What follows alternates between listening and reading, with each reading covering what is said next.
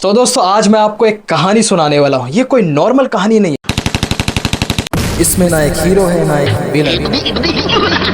इसमें सब कुछ है, तारे, धरती, पानी, हम और आप। और इसकी शुरुआत हुई थी एक छोटी सी स्पार्क से, जिसे हम कहते हैं बिग बैंग। मान लो एक पल के लिए जिसमें ना जगह थी, ना वक्त था, ना ऊपर, ना दाएं, ना बाएं, बस एक खामोशी और फिर एक छोटा सा स्पार्क। और वो स्पार्क आज के बिलियंस ऑफ गैलेक्सी के बीज बन गए। ये था बिग बैंग। और याद रखना, बिग बैंग कोई बम जैसा एक्सप्लोजन नहीं था, ये तो स्पेस को खुद को फैलाना था। बिग बैंग के तुरंत बाद एक मोमेंट आया जिसे हम इन्फ्लेशन बोलते हैं। एक सेकंड के बिलियन हिस्सों में यूनिवर्स अपने आप को हजारों गुना फैला गया। आप सोच भी नहीं सकते कितनी तेजी से उस पल जैसे किसी ने एक छोटी सी बैलून ली और एक ब्लिंक में उसे एक स्टेडियम जितना बड़ा कर दिया। उस फास्ट एक्सपेंशन के बाद एनर्जी अपने आप रूप बदलना शुरू किया। एनर्जी ने पार्टिकल्स बनाए, प्रोटॉन, न्यूट्रॉन्स, इलेक्ट्रॉन्स, और एक अजीब चीज हुई, मैटर और एंटीमैटर दोनों बने। दोनों काफी हद तक एक दूसरे को कैंसिल कर गया, लेकिन थोड़ा सा मैटर बचा और वही थोड़ा सा मैटर बन गया हम सबका फ्यूचर। कुछ ही मिनट्स के अंदर यूनिवर्स ने अपना पहला रेसिपी बनाया, हाइड्रोजन और हीलियम। बस दो ही सिंपल इंग्रेडिएंट्स, लेकिन याद रखो यही दो सबसे ज्यादा इंपॉर्टेंट थे। आगे चलकर इन्हीं से तारे जलने लगे, लेकिन रोशनी अभी भी बंद थी। यूनिवर्स एक अंधेरी जगह थी। करीब 3.8 लाख साल बाद इलेक्ट्रॉन और प्रोटॉन एक साथ जुड़े और तब जाकर पहली बार लाइट ने खुद को आजाद किया।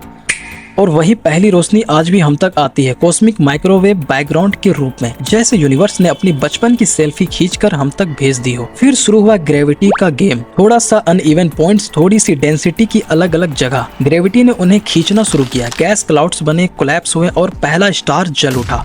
अब सोचो, ट्रिलियन ऑफ गैलेक्सी, हर एक में बिलियंस ऑफ स्टार। ये एक कॉस्मिक जंगल था। स्टार्स के अंदर एक अलग ही केमिस्ट्री चल रही थी। फ्यूजन जो छोटे एटम को जोड़कर बड़े एटम्स बनाता है। हाइड्रोजन हीलियम बन गया, हीलियम कार्बन बना, ऑक्सीजन बना। और जब बड़े स्टार्स अपना अंत करते तो धमाके से फट जाते, यानी सुपरनोवा।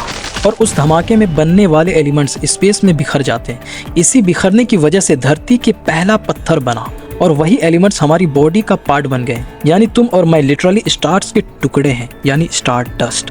फिर आया प्लैनेट्स। डस्ट और गैस स्पिन करते करते नए प्लैनेट्स बन गए।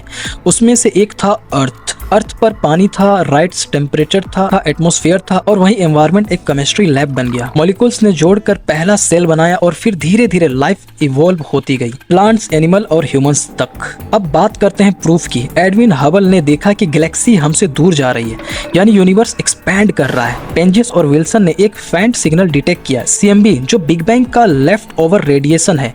और जो हाइड्रोजन हीलियम का रेशियो आज हम देखते हैं वो भी बिग बैंग के प्रेडिक्शन से मिलता है। यानी साइंस ने कहानी के टुकड़े जोड़ दिए। लेकिन कहानी यहाँ खत्म नहीं होती। साइंटिस्ट देख रहे हैं कि एक्सपेंशन स्लो नहीं हो रहा है, बल्कि और तेज हो रहा है। इसके पीछे कुछ अननोन चीज है जिसे हम डार्क एनर्जी बोलते हैं।